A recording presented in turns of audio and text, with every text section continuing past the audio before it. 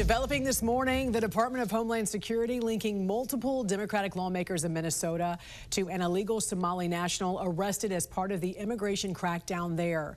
Abdul Dahir Ibrahim entered the U.S. in 1995 after being deported from Canada, where he was charged with welfare and asylum fraud. He had been living in Minnesota despite an order by an immigration judge for his removal back in 2004 because of his extensive history of fraud charges. He was finally arrested by ICE agents last week. DHS did post these pictures online of Ibrahim with multiple Democrats they say have allowed him to keep living in the U.S. under sanctuary policies, including failed Minneapolis mayoral candidate Omar Fattah, Congresswoman Ilhan Omar, and Governor Tim Walz. At the same time, the Centers for Medicare and Medicaid Services is threatening to cut off funding to Minnesota over concerns of fraud in the state. It's true. A Somali fraud ring in Minnesota stole over $1 billion from Medicaid. How did this happen? Well, Medicaid programs are run by the states, which in Minnesota means the Tim Walz administration. Governor Walz and the state's other Democrats rely on Somali votes to get elected, so they decided to look the other way because they were afraid of, quote-unquote, political backlash. Our message to Walz is clear.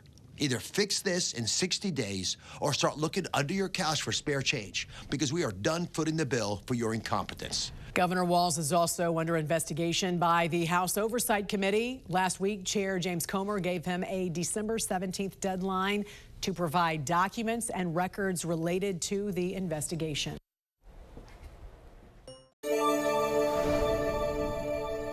I'm Matt Gelka in Washington, where the president went on a disparaging rant against the Somali community in Minnesota this week as the state prepares for a new ICE crackdown. Immigration and Customs Enforcement launched an operation reportedly targeting Somali nationals in the Minneapolis-St. Paul region of Minnesota Wednesday.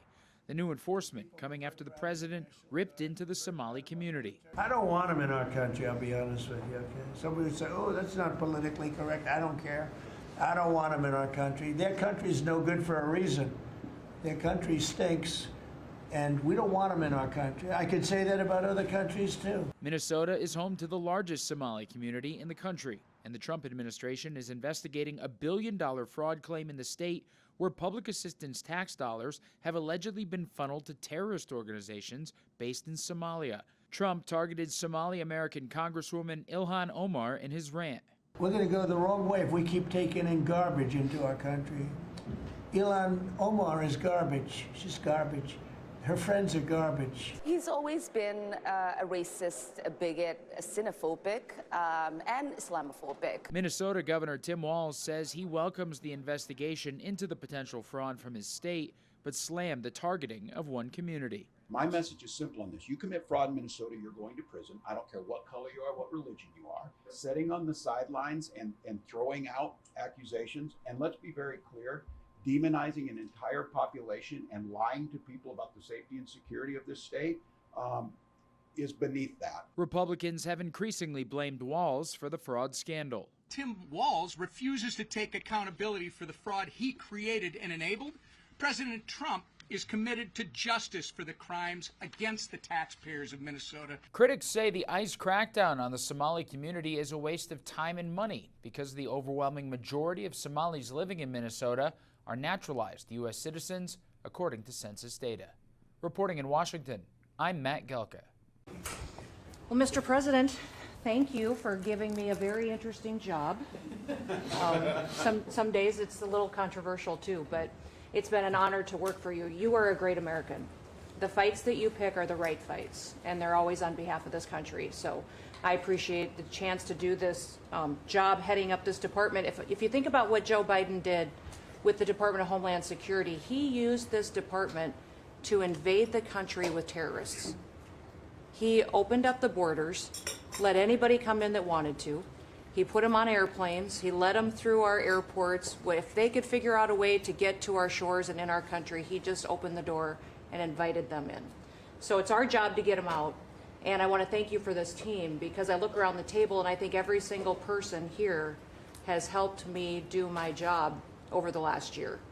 They've supported us at the border and given us resources. Marco negotiates all the travel documents and relationships with other countries to take their people home. 2 million people have gone home already. The people that were here illegally you've removed from our country and sent home. And we're going to send more home for the holidays too, and make sure that they get to be with their families in their countries. Yes. Mostly the bad ones. That's right. Pam, Focus is the bad ones. that's right. And there are a lot of them. Terrible, horrible people. And Pam, make sure she's fighting for us in court so that we can get up every day and be bold. We're going to hire our 10,000th ICE officer. Will be on the job within 10 days. So we have hired 10,000. We've had hundreds of thousands of applications. We've got within the department, TSA went through this government shutdown without any delays. They all showed up for their shifts and worked hard doing security. And they have been absolutely fantastic. Sir, you made it through hurricane season without a hurricane. Yeah. And so FEMA, you kept the hurricanes away. So we appreciate that. And FEMA is deploying resources and dollars 150% faster than ever before.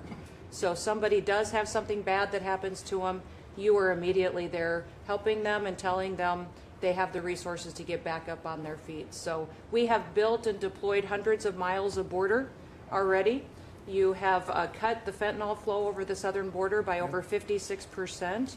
You've saved hundreds of millions of lives with the cocaine you've blown up in the Caribbean. And, you told me to look into Minnesota and their fraud on visas and their programs.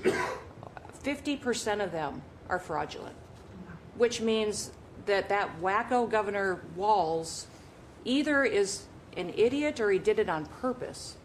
And I think he's both, sir. He brought people in there illegally that never should have been in this country, said they were somebody that they're not. They said they were married to somebody who was their brother or somebody else. Fraudulent visa applications, signed up for government programs, took hundreds of billions of dollars from the taxpayers, and we're going to remove them and we're going to get our money back. And we're going to, this next year, make sure that we only put people in leadership positions in this country that love this country and have its back. So thank you for letting us get up every day and have a purpose. We appreciate you. Thank you very much. Thanks, Chris.